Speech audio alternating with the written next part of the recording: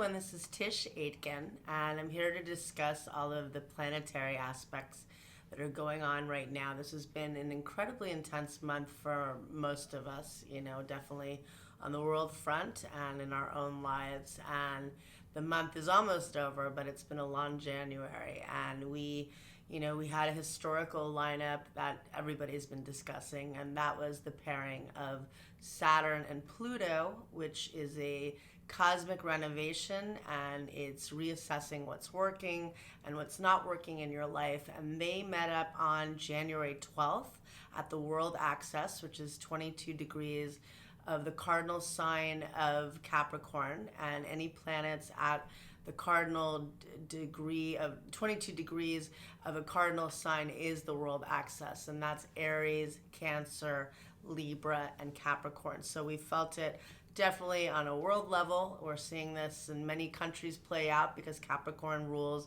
big government and corporations and the stock market, among other things. And we're seeing a lot of changes with companies and layoffs and other things coming up. And certainly with governments, we're seeing huge things in a few different countries at the time, And I feel that we're also seeing in our own lives things that have come up this past month. This month has seemed like a few months that have been jumbled into one.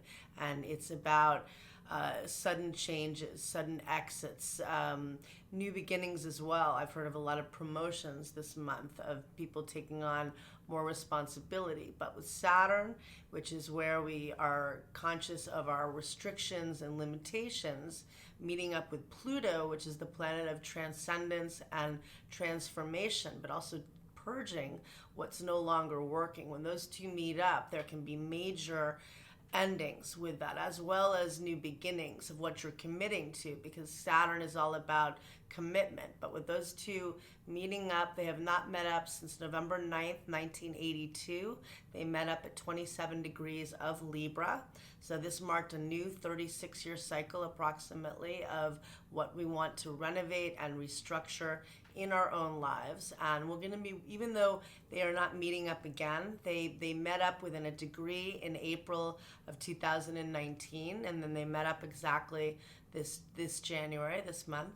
But now we are still working with the energy of that this month, but we're also going to see Saturn entering Aquarius on March until I believe it's March 20th until July 2nd. So we're going to get a brief glimpse of what that story is going to be for all of us. But we're working with a lot of Capricorn energy that mark the beginning of the year. No planets retrograde. So I've been telling most people to really focus on what you want to do this year. If there are big plans, get it in motion basically now, because as we get later into the year, we're going to have Venus retrograde from May 13th until June 25th, and that is going to enter its shadow beforehand in, believe, in April. So that can be a little bit more confusing when you're initiating a new financial or relationship project. And with Mars, that's going to be retrograde from September 9th until November 18th, but we'll enter that shadow more in the summertime. So you really want to get on course with things. And this particular week, we had a lot of Neptunian influence. So we had Venus met up with Neptune in Pisces. Venus is currently in its exaltation, which is a beautiful placement. And they met up in the sky on Monday. And that's very sensitive energy. It's very creative. It's very intuitive. But it's so much in contrast with all the Capricorn that we've all been dealing with since the beginning of the year of where are you going? Are you doing the right thing? Are you taking accountability? What are your goals? Are you, in line with everything? And with all the Neptunian influence this week, it's much more about feeling emotions, if you're feeling confusion, even though you've been taking a lot of action, it's okay to feel a little fear and to be in line with that. And obviously there's the very sad story of Kobe Bryant, and all of us have been looking, at these stories and other things, of course, on the world stage. But that was a very sad story that happened the day of the Grammys, which is also Neptune, Pisces. That's music, and the moon in Pisces, and Mars squaring Neptune 2 days later. That's very Neptunian and emotional and confusing. And Venus is beautiful in Pisces, but very empathetic and emotional, and that's also going on. So it makes us realize what we value, what we want to create in our lives, but also we're going to be getting ready for Mercury retrograde, and that is also figuring out, reassessing what you have been building. And it's going to, so it's entering its shadow on February 2nd, and then it enters the sign of Pisces on February 3rd. So on February 2nd, it gets to 28 Aquarius, which is where it's going to station direct on March 10th.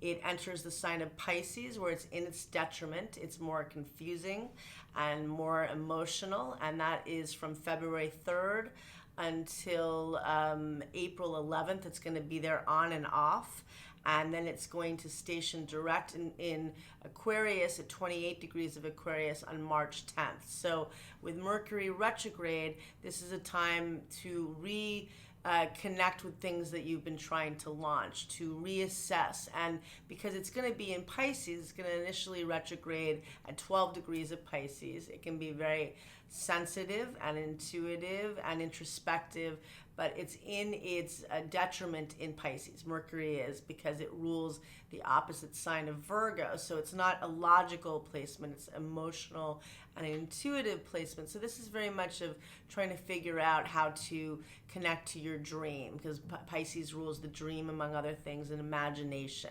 It's about connecting to empathy, connecting to your inner voice, to your intuition, and perhaps relaxing a little bit or resting a bit. With such a cardinal beginning of the year, we've all been at rapid fire, so maybe it's time to just kind of process a little bit. So we're going to have that Mercury retrograde period.